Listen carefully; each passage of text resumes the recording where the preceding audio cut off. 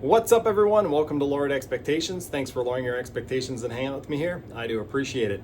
In today's video, I'm going to be walking you guys through the settings menu on the controller for this heater.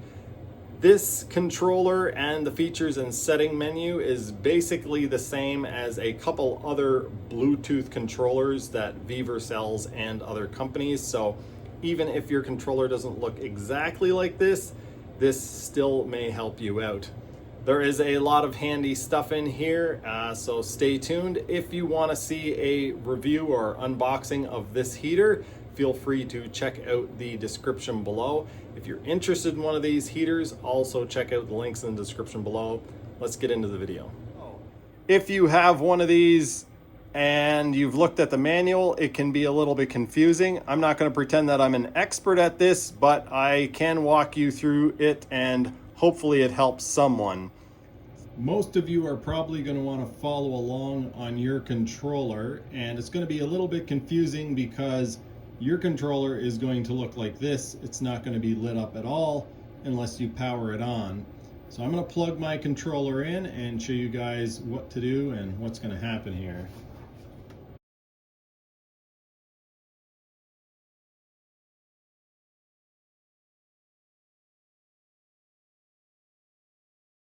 I've plugged the heater in, and as you will shortly see, it will power up.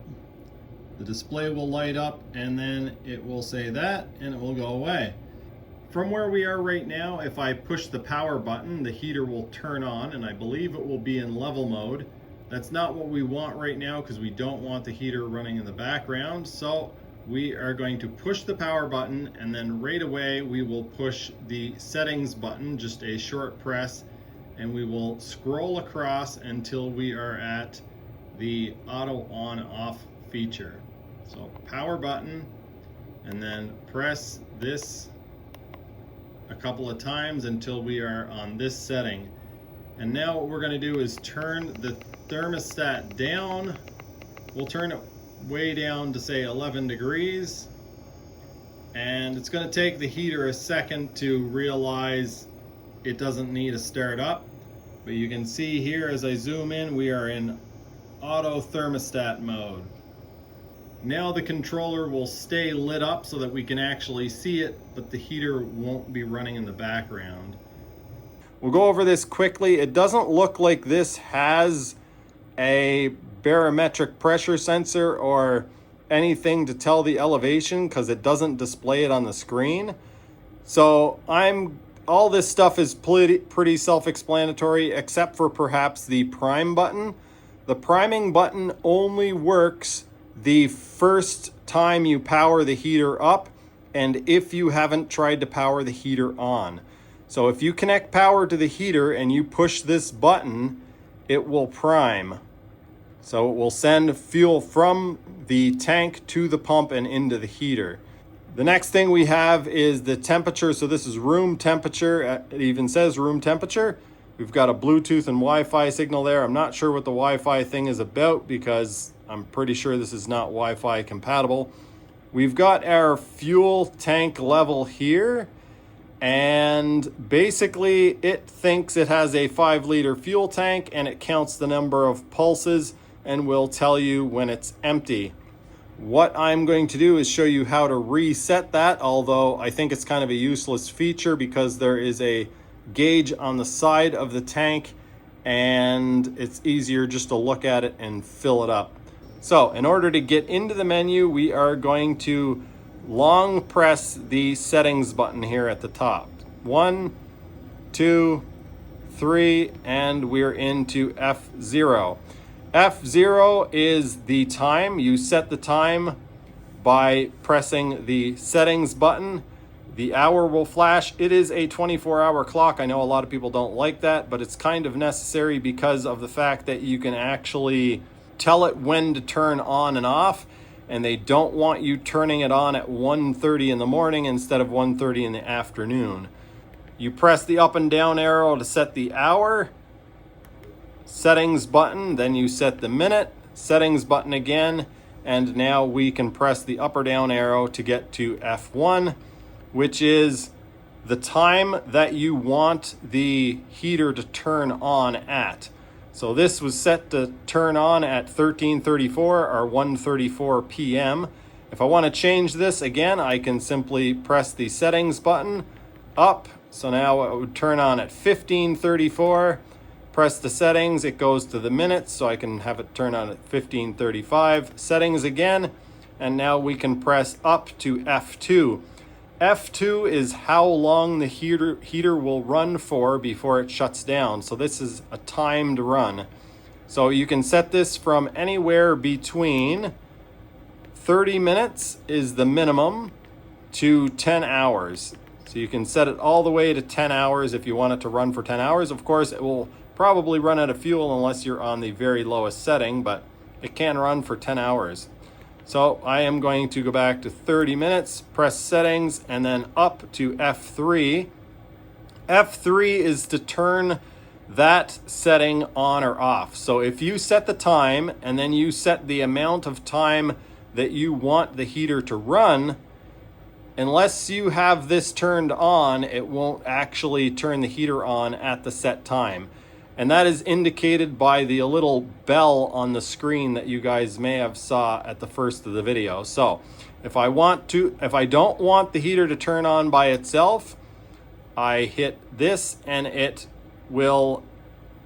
now timer off. So I'm going to save this by pressing the settings, and we'll go back and that bell will be gone. So I've pressed the power button. I should have said at any time if you press the power button, you exit and save. And now you can see the bell by the clock is gone. So the timer to turn it on is now turned off. So back into the settings menu. And we will go back to that. T off. We will press the settings. T on. Settings button again, and power, and now you can see the bell is back. Press and hold the settings button to get back into the settings, and we will continue on. Okay, so F2, F3, timer is on. F4 is one that you guys are going to appreciate. You can turn the voice on and off. So this thing from the factory will talk to you. In order to turn that off, you see the dash before the speaker, that is off. So you press the settings button. We've got English that it will speak to you in. Chinese, you can hear it's beeping now. Or Russian. And back to no voice. I do have this turned on in the heater that we're using in the shack because other people are using it and they're not as familiar with these heaters as I am. And now we press up F5. This is for your temperature offset. So this controller could be mounted on the wall, it could be mounted on the ceiling, it could be mounted in your tent or in your vehicle. And so you might want to change the offset. This allows you to set the offset to either +9 degrees or -9 degrees.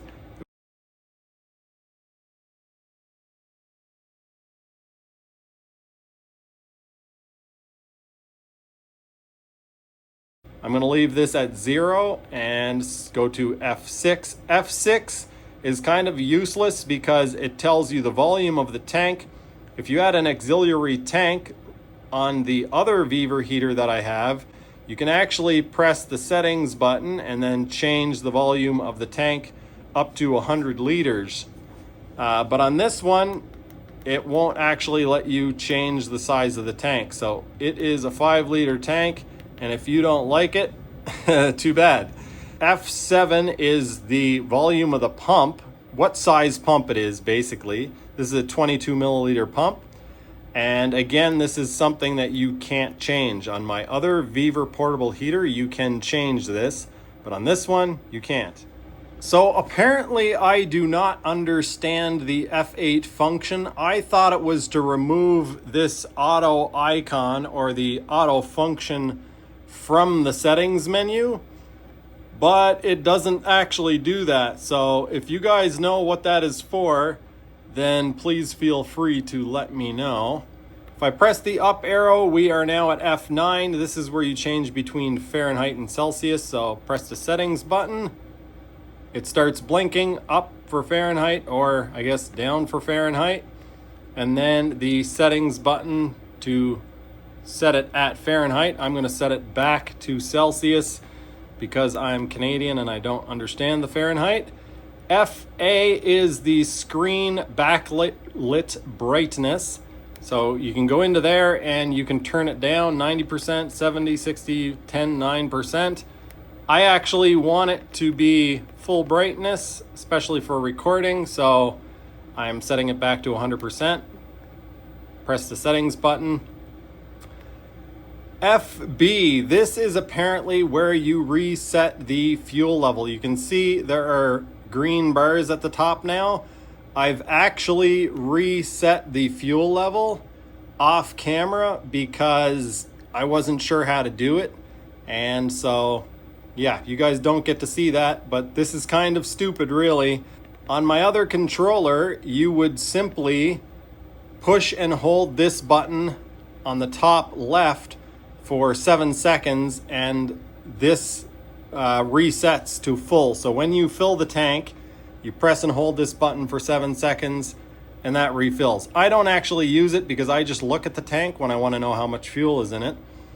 But in order to reset this one, I believe you hold the settings button in, and then you have to be in the settings menu, press and hold the settings button, and press and hold the prime button, top left button, at the same time. As you can see, it is reset. So now we go on to FC, which is, this is the carbon monoxide sensor when it will alarm. I have set it to 10. It comes set from the factory at 300, and it can be set all the way up to 500. I've got it set at 10 because I plan on doing a test where I try to get this to alarm and shut off. But yours is going to come set from the factory at 300. That seems like a sensible amount. And FD, off and on. I have no idea what this is. It is now a little while later, and I believe I've figured out what the FD setting is all about. I believe it is to display the run time of the heater, or the time elapsed since you've powered on the heater. So I'm going to show you guys how to change that. You can see we've got the auto on bell telling us that the heater is going to turn on by itself at a certain time, and then we have the clock. So if I push and hold the settings button, we go into the settings menu, push down, and we will get to the FD setting, currently at off. Press the settings button, up, and we have FD now on. So when I push the power button, we are now returning, and the heater has been powered on for 9 minutes.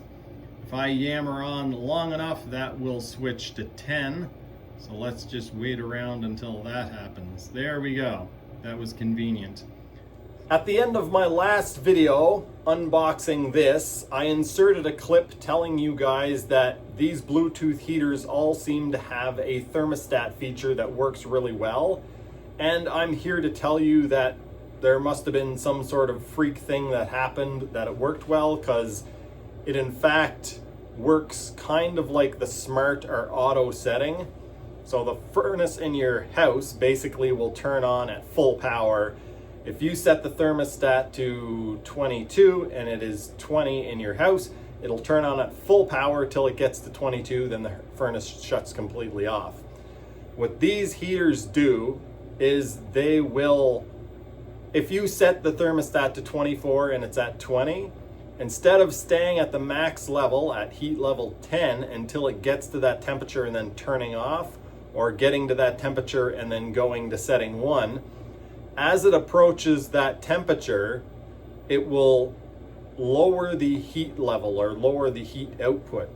And so if you have a room temperature of 20 and you set the thermostat to 24 and you were at level 10, it will jump down to like level 3 or maybe even level 1. And your room temperature will never, ever, ever actually reach that 24 because it reacts too aggressively or too soon, changing the level.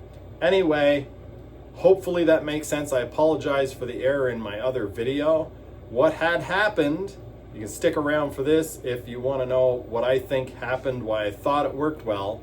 My room temperature was 24 degrees Celsius in the bus, and I had the thermostat setting set to 20.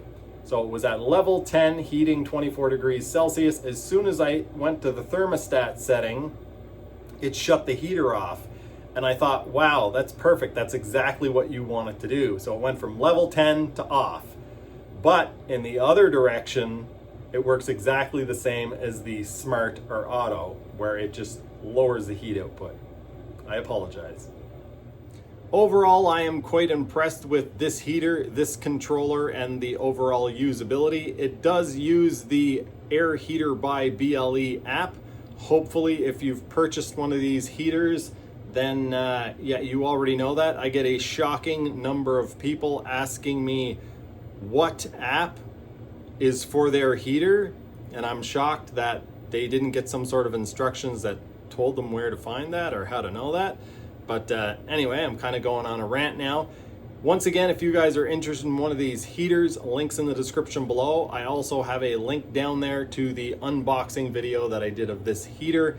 And there are some kind of interesting or surprising things. Most notably, the exhaust on this was actually made so that the exhaust could come on and off a bunch of times without actually wrecking it.